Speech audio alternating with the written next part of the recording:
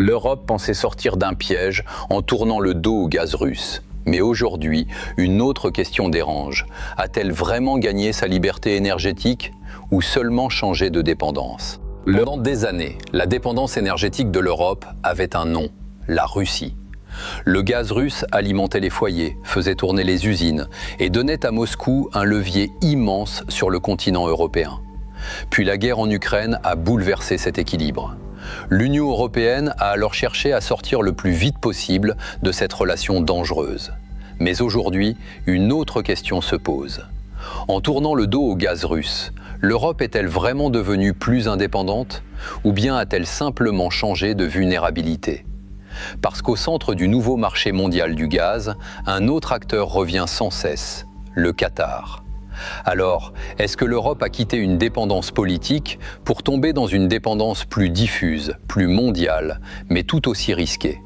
C'est exactement ce qu'on va décrypter. Pour comprendre ce qui se joue aujourd'hui, il faut revenir quelques années en arrière. Pendant longtemps, la Russie a occupé une place essentielle dans l'approvisionnement gazier européen. Ce gaz arrivait principalement par gazoduc, avec des volumes massifs, réguliers et au cœur même du fonctionnement économique européen. Ce système paraissait solide. Il alimentait les foyers, soutenait l'industrie et s'intégrait dans une relation économique de long terme entre l'Europe et Moscou. Mais derrière cette apparente stabilité, il y avait une fragilité majeure, la concentration. Quand une part trop importante de l'énergie dépend d'un seul acteur, cette dépendance peut devenir une arme. Et c'est exactement ce qui a fait de la question du gaz russe non seulement un dossier énergétique, mais un dossier de puissance. Autrement dit, le problème européen ne venait pas seulement du volume importé. Il venait du fait que ce volume donnait à la Russie un pouvoir politique considérable. Quand la guerre en Ukraine éclate, cette dépendance devient brutalement intenable. L'énergie cesse d'être perçue comme un simple sujet économique. Elle devient une question stratégique, presque existentielle pour l'Union européenne. À partir de là, Bruxelles et les États membres lancent une course contre la montre. Réduire les achats russes, remplir les stocks, diversifier les fournisseurs, sécuriser les infrastructures, construire ou renforcer des terminaux GNL. Le message politique est clair, ne plus laisser la Russie détenir un tel levier sur l'Europe.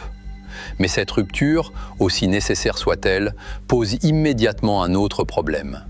Sortir d'une dépendance ne signifie pas automatiquement gagner son indépendance. Parce que quand on retire un fournisseur aussi central, il faut forcément le remplacer, au moins en partie. Et cette substitution change toute la géographie énergétique du continent. C'est ici que se trouve le cœur du sujet. Oui, l'Europe a réduit sa dépendance au gaz russe. C'est un basculement majeur. Mais non, elle n'est pas devenue autosuffisante pour autant. Elle reste fortement dépendante de l'extérieur pour répondre à ses besoins énergétiques. Elle consomme beaucoup. Sa production interne reste limitée. Et pour maintenir son économie, elle doit continuer à importer. Cela signifie que la question stratégique ne disparaît pas. Elle change simplement de forme. Avant, l'Europe dépendait massivement d'un fournisseur dominant. Aujourd'hui, elle dépend d'un ensemble plus large d'acteurs, d'infrastructures et de routes d'approvisionnement. À première vue, cela semble plus sûr. Mais en réalité, cette diversification peut aussi introduire une nouvelle vulnérabilité, celle d'un système plus complexe, plus dispersé et parfois plus instable.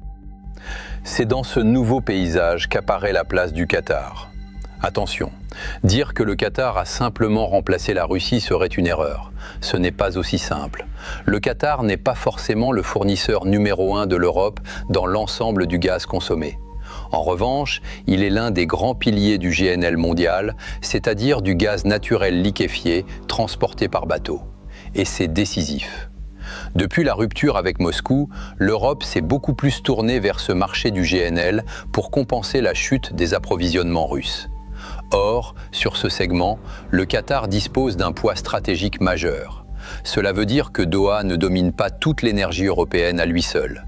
Mais il pèse lourd dans le canal qui a pris une importance nouvelle pour la sécurité énergétique du continent.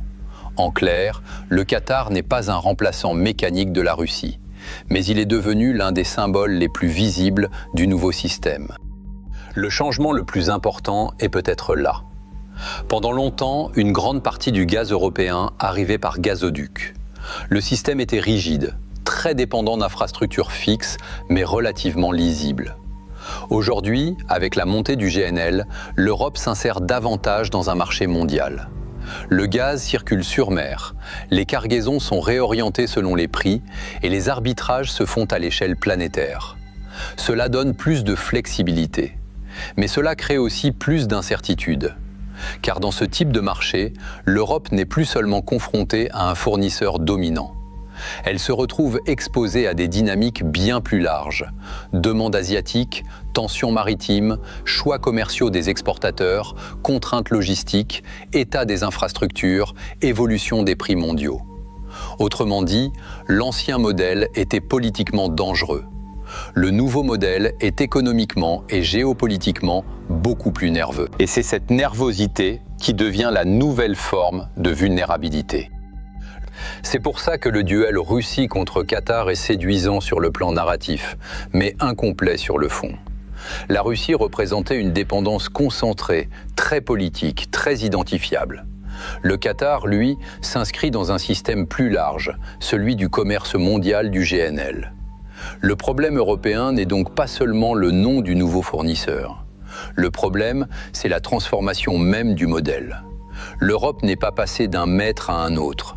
Elle est passée d'une dépendance centralisée à une dépendance plus diffuse. Et cette dépendance diffuse est parfois plus difficile à expliquer politiquement parce qu'elle n'a pas un seul visage. Elle se répartit entre marchés, routes maritimes, arbitrages internationaux, tensions régionales et volatilité des prix. C'est moins simple à raconter, mais c'est probablement plus proche de la réalité. Dans ce nouveau système, les risques prennent d'autres formes. L'Europe peut désormais subir la concurrence avec l'Asie pour l'accès aux cargaisons de GNL. Elle peut être affectée par une crise dans un détroit stratégique, un problème logistique, un incident technique ou une flambée soudaine de la demande mondiale. Le danger ne vient donc plus seulement d'un rapport de force bilatéral avec Moscou. Il peut venir d'un déséquilibre global. Et c'est ce qui rend cette nouvelle vulnérabilité si particulière. Elle est moins visible, mais parfois plus imprévisible. Un seul choc sur le marché mondial peut faire remonter les prix, tendre les stocks et rouvrir instantanément la question de la sécurité énergétique européenne. L'Europe a donc gagné en diversification, mais elle n'a pas éliminé l'exposition au risque. Elle l'a déplacée. Tout cela peut sembler technique, mais les conséquences sont très concrètes. Quand le marché du gaz devient plus instable, cela finit par peser sur les prix de l'énergie. Et quand les prix de l'énergie bougent fortement, ce sont les ménages, les entreprises et toute l'industrie européenne qui encaissent le choc. Pour les familles, cela signifie des factures plus sensibles aux tensions internationales. Pour les entreprises, cela signifie des coûts plus difficiles à maîtriser. Et pour l'Europe dans son ensemble, cela signifie une souveraineté énergétique encore inachevée. C'est là tout le paradoxe. L'Union européenne a réduit un risque stratégique majeur en s'éloignant de la Russie. Mais elle n'a pas encore construit une sécurité énergétique totalement stable, prévisible et durable. Et c'est là que le débat devient politique autant qu'économique. Pensez-vous que l'Europe a eu raison de sacrifier une partie de son économie pour se libérer du gaz russe? Autrement dit, la vulnérabilité a changé de visage, mais elle continue de peser sur le continent. Alors l'Europe a-t-elle remplacé la dépendance russe par une dépendance au Qatar? La réponse la plus honnête, c'est pas exactement. Le Qatar n'est pas le nouveau maître absolu du gaz européen au sens où la Russie a pu l'être. Mais il incarne parfaitement la nouvelle phase dans laquelle l'Europe est entrée, celle d'une dépendance plus mondialisée, plus fragmentée et potentiellement plus instable. L'Europe a donc réussi une chose essentielle, réduire la place de Moscou dans son système énergétique. Mais elle n'a pas encore accompli l'étape suivante, conquérir une véritable indépendance énergétique. Et c'est sans doute là le vrai défi des années à venir. Non pas seulement changer de fournisseur, mais sortir durablement de cette vulnérabilité structurelle. Merci d'avoir suivi cette analyse sur le décryptage mondial. À très bientôt pour un nouveau décryptage.